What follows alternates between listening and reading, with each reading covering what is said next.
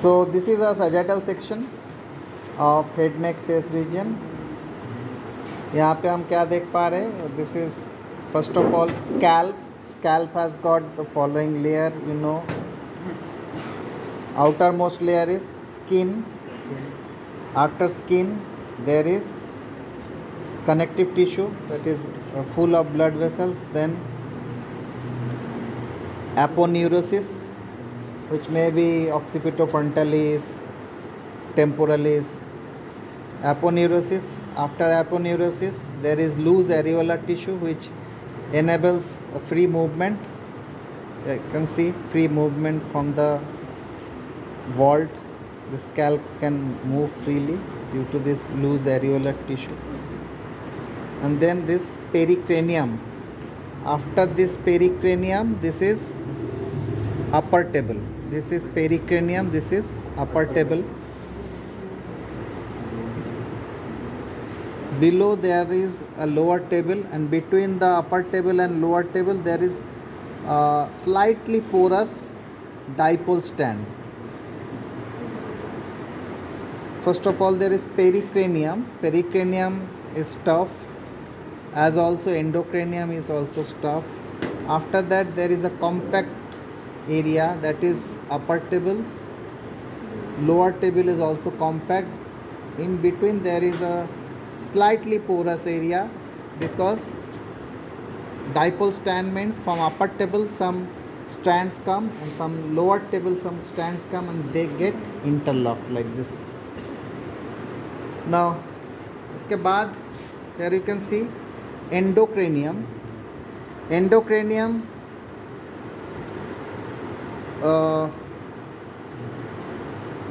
after endocranium this layer is called as dura mater.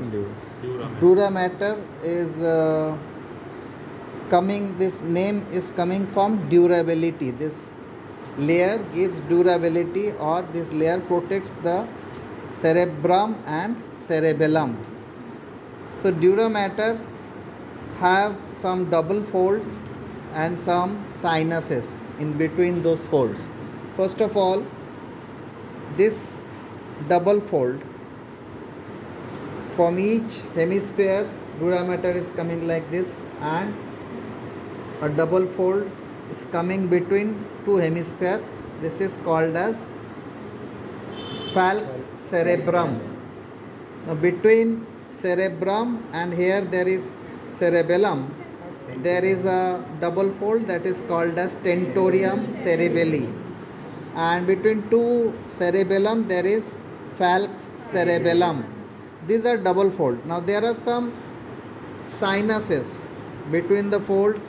Some venous sinuses are formed: superior sagittal sinus, inferior sagittal sinus. Then there is sigmoid sinus, straight sinus. These are some sinuses. इसके बाद, if we have to separate, we have cut this from superior to inferior. While cutting this, we don't have to cut cerebrum. This dura mater will be cut and this falx cerebrum will be on either side. या तो right में जाएगा या तो left में जाएगा, but we don't have to cut this cerebrum up to this area. This is called as corpus callosum, where again some commissural fiber connecting right hemisphere and left hemisphere. So there are white fibers, and below corpus callosum you can see there is a hollow area, that is lateral ventricle. During development neural tube का क्या होता है, ये area में बहुत ज़्यादा growth होता है. बहुत ज़्यादा ग्रोथ होता है तो क्या होता है, वो ट्यूब एकदम बड़ा होके यहाँ पे बाइफर्केट हो जाता है.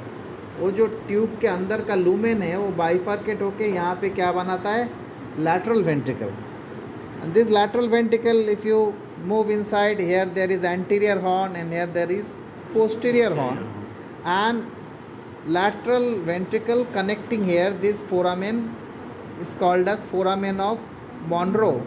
Foramen of Monro The CSF coming through foramen of Monroe to this area is third ventricle. Third ventricle, this is half of the third ventricle or lateral wall of the third ventricle. Third ventricle is like this. So half of the third ventricle is there.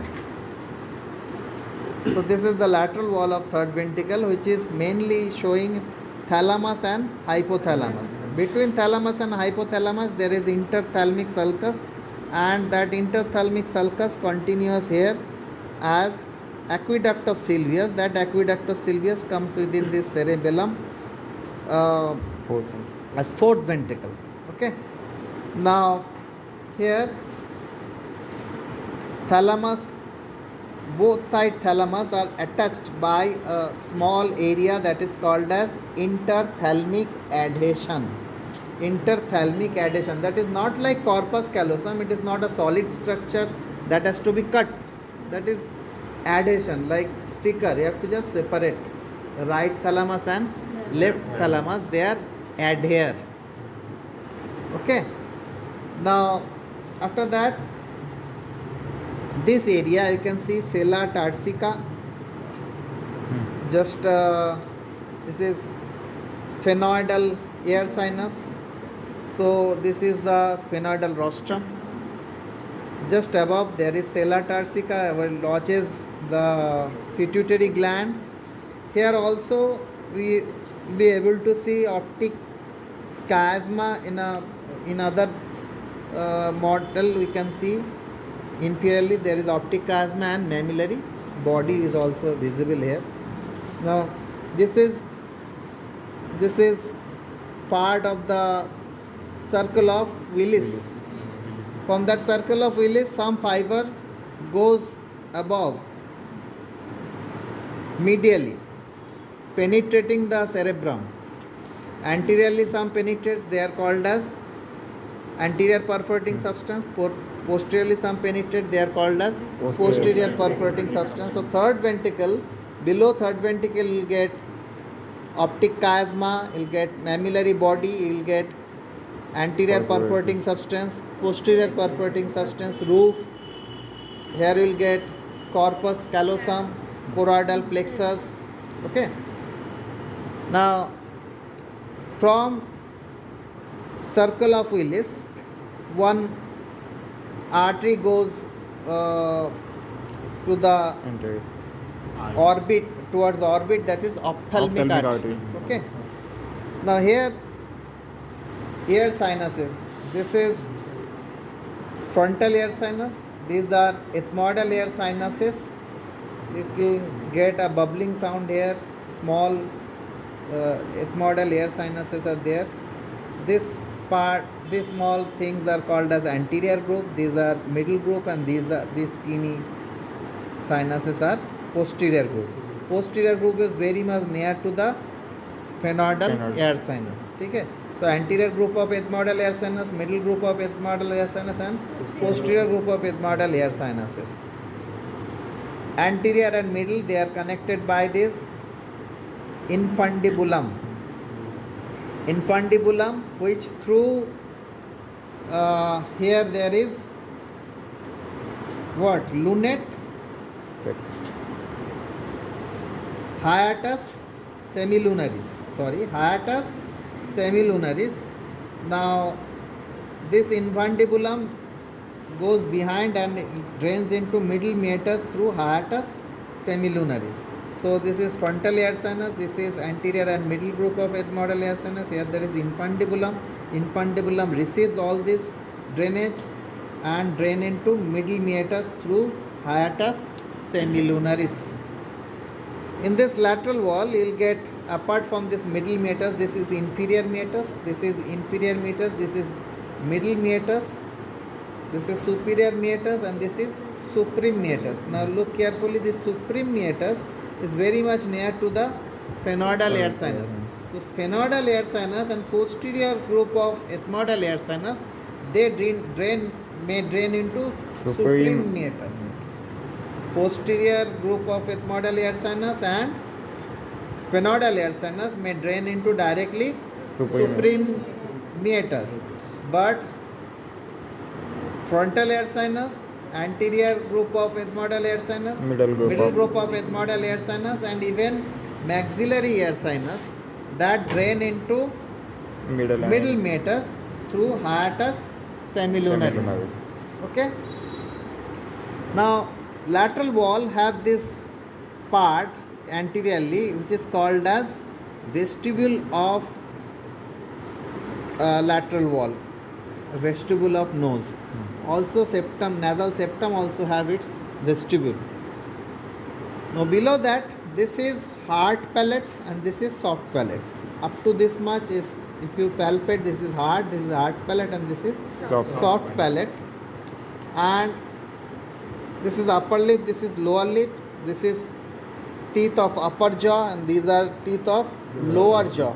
Now if I put my finger between lips and teeth, this area where my finger is there, this area is called as vestibule of mouth. The posterior wall is made by gum and teeth, anterior wall is found by upper lip and lower lip. So that space is called as vestibule of mouth. Nose also have vestibule, lateral wall will get vestibule, nasal septum will get vestibule, and here also vestibule of mouth. Vestibule means an area which is just outside the main rooms or main house, which is semi-open, which is not totally covered. Okay, like balcony. In ground floor there is no balcony. In ground floor it is called as vestibule. Okay. जैसे parliament house में एक vestibule, पुराने parliament है सबको मालूम है, तो उसमें vestibule.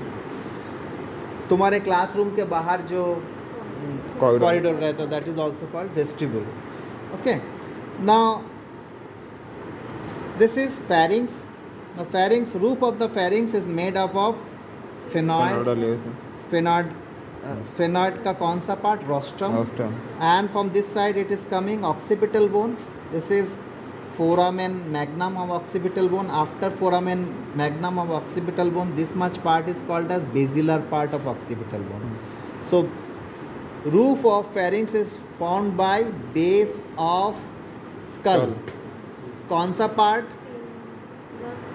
Sphenoidal rostrum and basilar part of occipital bone, that is forming the roof of pharynx. Posterior wall of pharynx is made up by cervical vertebrae. Apart from cervical vertebrae, there is prevertebral fascia. Okay. And after that there are some muscles.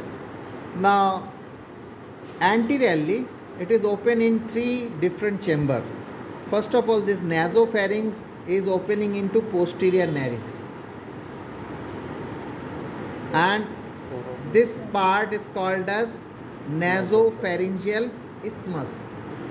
Then oropharynx is opening into oral cavity, and this part is called as oropharyngeal isthmus, and this part is opening into laryngopharynx, and this part is somewhat distorted, and the opening is called as laryngeal inlet, not isthmus, inlet. So nasopharyngeal isthmus, anteriorly three things are there: nasopharyngeal isthmus, oropharyngeal isthmus, and laryngeal inlet respectively, connecting nasal cavity, oral cavity and larynx. And lateral wall, three parts, different parts have different features. First of all, this is an elevation. You can see this is called as tubal elevation, which is the elevation just behind lateral just at the opening of auditory tube. Here you can see there is an opening. So this is opening for auditory tube, which is going towards middle ear cavity, and that opening is guarded by this elevation that is called as tubal elevation. Auditory tube, so tubal elevation. Okay.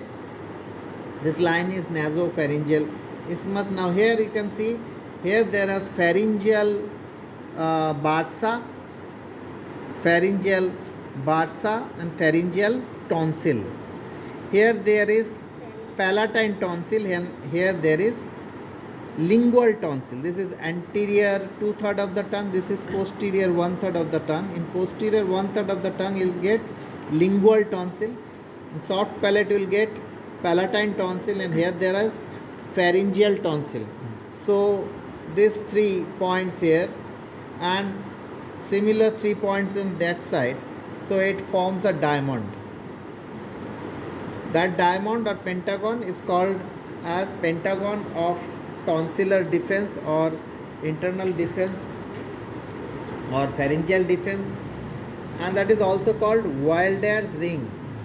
Wilder's ring, first line of defense for respiratory system and digestive tube. Okay, made up of pharyngeal tonsil, palatine tonsil and lingual tonsil. Okay, now this is tongue. Tongue, you can see there is a fan shaped muscle coming from this. This is mandible, this is gynoid tubercle, so this muscle is genioglossus. And below the muscle coming, this is geniohyoid.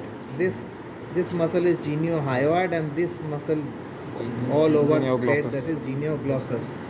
Now from palate, fold is coming to the tongue.